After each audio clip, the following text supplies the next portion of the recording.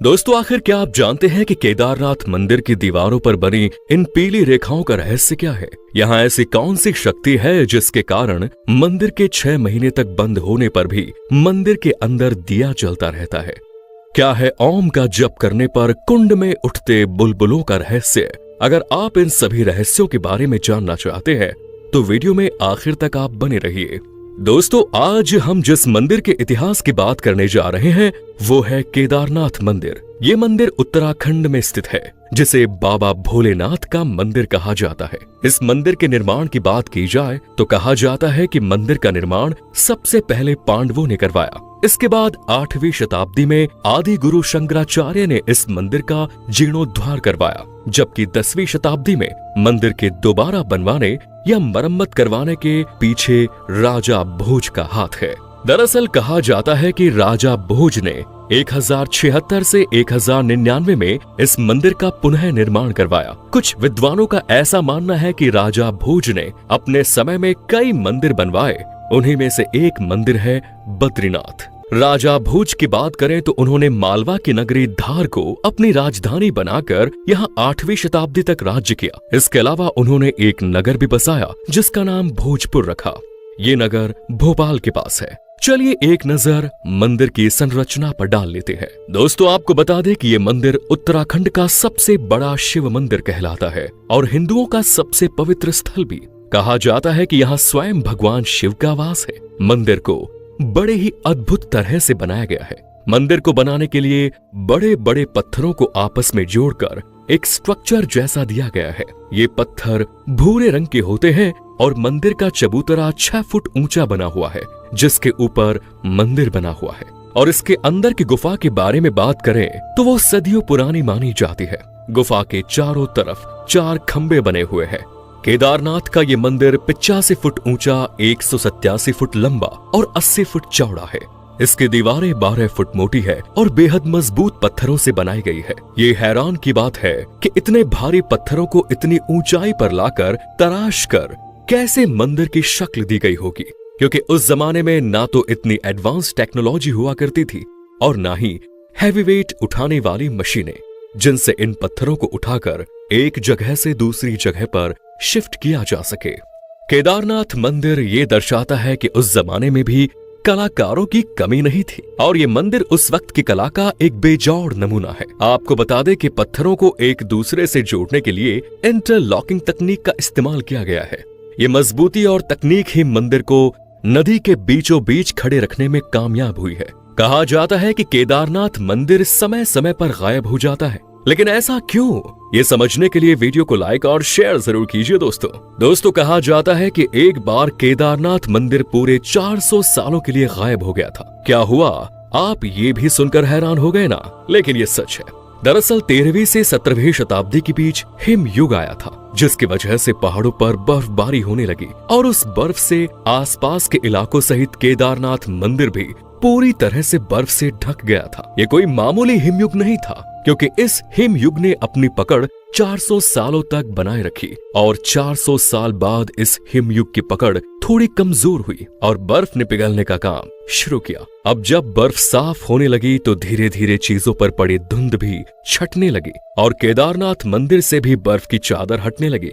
लोगों को लगा कि मंदिर 400 सालों तक रही बर्फ की चादर से प्रभावित हुआ होगा, लेकिन ऐसा कुछ नहीं हुआ। हैरानी की बात तो ये थी कि 400 सालों बाद भी मंदिर ज्यों का त्यों था। ना ही उसके पत्थरों पर कोई खरोच आई थी, ना ही किसी तरह की हानि मंदिर में देखने को मिली। मंदिर जैसा पहले 400 साल था वैसा ही बाद में भी था। सब कुछ सही था, बस बर्फ के पानी की वजह से दीवारों पर पीली लाइंस बन गई थी। बाद में देहरादून के वालिया इंस्टीट्यूट के प्रोफेसर विजय जोशी ने बताया कि ये पीली लाइंस इसलिए है क्योंकि 400 सालों तक बर्फ में मंदिर दबा रहा। एक रिपोर्ट के मुताबिक ये मंदिर न सिर्फ 400 सालों तक बर्फ की गहराई में दबा रहा, हिम नदी की तरंगों से होने वाले नुकसान से भी खुद को बचाता रहा। अब बात करते हैं उस आपदा की जिसने देश और दुनिया को हिलाकर रख दिया था। 2013 में इस शहर ने सबसे बड़ी आपदा झेली। तब 10,000 लोगों की मौत हो गई थी और कितनों का तो आज तक पता ही नहीं चला, जो अभी भी गायब बताए जाते हैं। उस दिन भी रोज की तरह खूबसूरत दिन था, जब सूरज घर की छत पर आकर पुकार रहा था। सुबह की वो लालिमा अच्छी लगने लगी थी। काले और नमी से भरे बादल लंबी और सूखी गर्मी के खत्म होने का इशारा कर रहे थे। आप कह सकते हैं कि मानसून हिमालय में दस्तक दे चुका था। हल्की हल्की बारिश लोगों के चेहरे पर खुशी ला रही थी। गर्मी से होने वाली चुभन को बारिश ने शांत कर दिया था।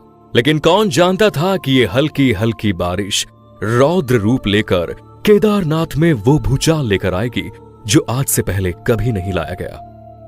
17 जून 2013 की वो काली रात जब केदारनाथ में ये हादसा हुआ, पता नहीं कब पानी का भयानक मंजर मौत का रूप लेकर आ गया, जिससे उठी बाढ़ ने चारों तरफ हाहाकार मचा दिया। जो जहां था वही सुन्न रह गया। यात्री होटल्स में डर डर कर रात बिताने लगे। हर किसी को अपनी जान की चिंता हो रही थी, क्योंकि अब ये बारिश नहीं बल्कि मौत का पैगाम थी। और जैसे ही मंदाकिनी ने अपना रुख बदला, केदारनाथ की तस्वीर ही बदल गई। उस आपदा का नतीजा ये हुआ कि पानी के तेज बहाव से पत्थर भी खिसकने लगे और बहाव इतना तेज था कि बड़े बड़े घर, दुकान सब अपने साथ बहा कर ले गए। वहीं इसके साथ बड़ी मात्रा में चट्टान पत्थर टूट कर बहने लगे।